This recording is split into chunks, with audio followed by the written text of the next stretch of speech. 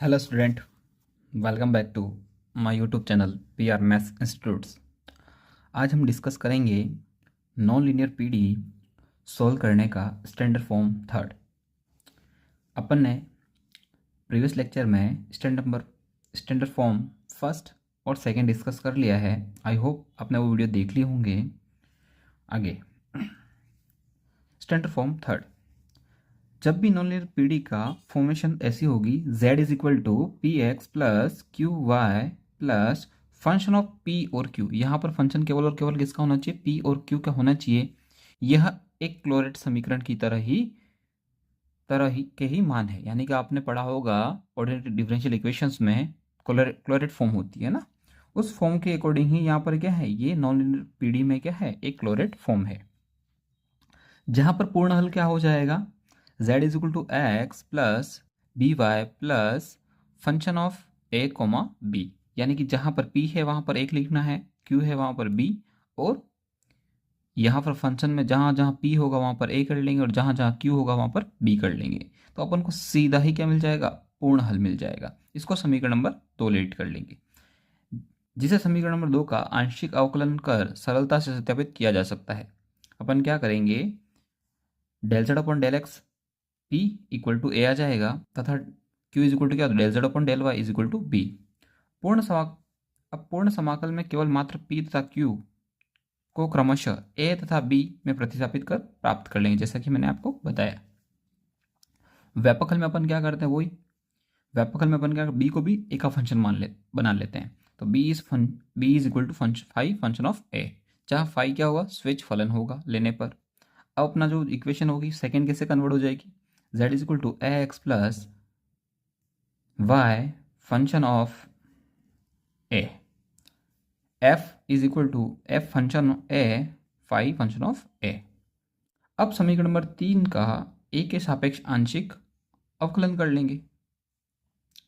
जैसे आप आंशिक अवकलन करोगे ये z 0 बन जाएगा, यहाँ पर z रहेगा और प्लस y का z रहेगा, phi dash function of a, और a का वापिस होगा तो 1 हो जाएगा। यहाँ पर भी सिमिलरली क्या हो जाएगा, यहाँ पर इस पूरे फंक्शन का करोगे तो कितना आ जाएगा, फंक्शन ऑफ a बच जाएगा। ठीक है। और विचित्र हल के लिए अपन क्या करेंगे, a तथा b के सापेक्ष आंशिक अवकलन कर समीकरण 2 का अवकलन करने पर अपने को क्या प्राप्त हो जाएगा, 0 is equal to X plus del upon del है। इसको समीकरण नंबर 5 लेट कर लेंगे। b के सापेक्ष करेंगे तो 0 इज इक्वल टू क्या आ जाएगा, यहाँ पर आ जाएगा y plus function of F upon del B. समीकरण नंबर 6 हो जाएगा। अब समीकरण नंबर 2, 5 व समीकरण नंबर 6 से ए तथा बी को लुप्त कर विचित्र हल प्राप्त हो जाएगा।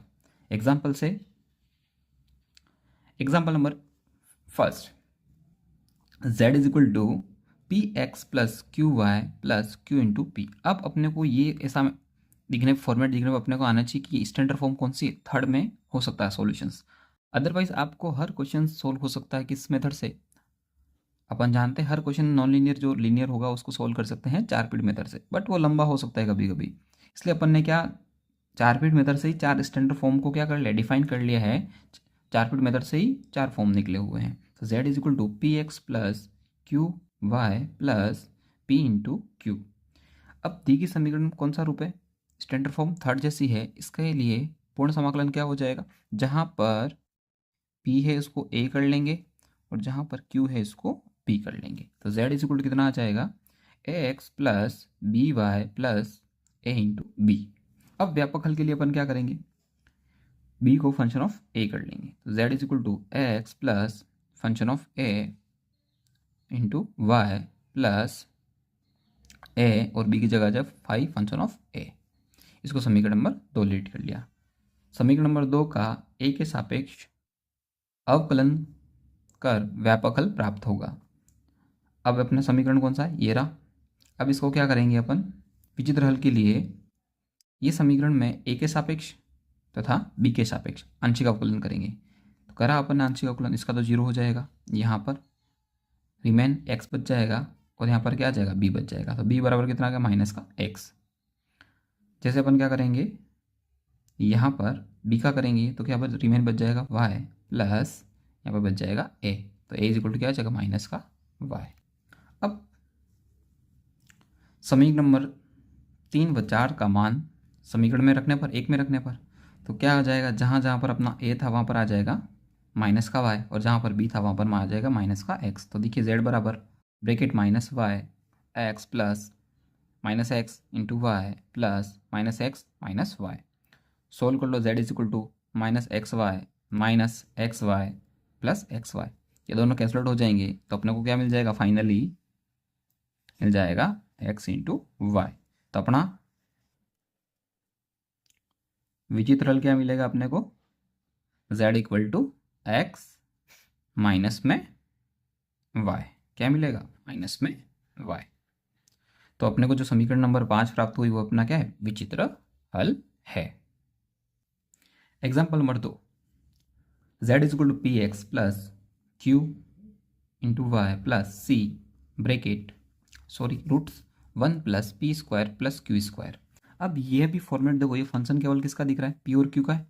यहाँ पर अपने फॉर्मेट कौन सा है, सेकेंड वाला। तो दिए गए इक्वेशंस कौन सी स्टैंडर्ड फॉर्म में है, स्टैंडर्ड फॉर्म थर्ड में है। तो पूर्ण हल क्या हो जाएगा, जहाँ पर पी है वहाँ पर ए, जहाँ पर क्यू है वहाँ पर बी रख देंगे। तो Z is equal to X plus B Y plus C root 1 plus A square plus B square, equation number 2 होगी। अब समीकरण नंबर 2 का ए तथा बी के सापेक्ष आंशिक अवकलन करने पर, करिए आंशिक अवकलन, तो जेड का तो जीरो हो जाएगा क्योंकि ए का फंक्शन ही नहीं है। यहाँ पर ए है तो कितना बन जाएगा, डेल अपॉन डेल 1 हो जाएगा, एक्स बच जाएगा।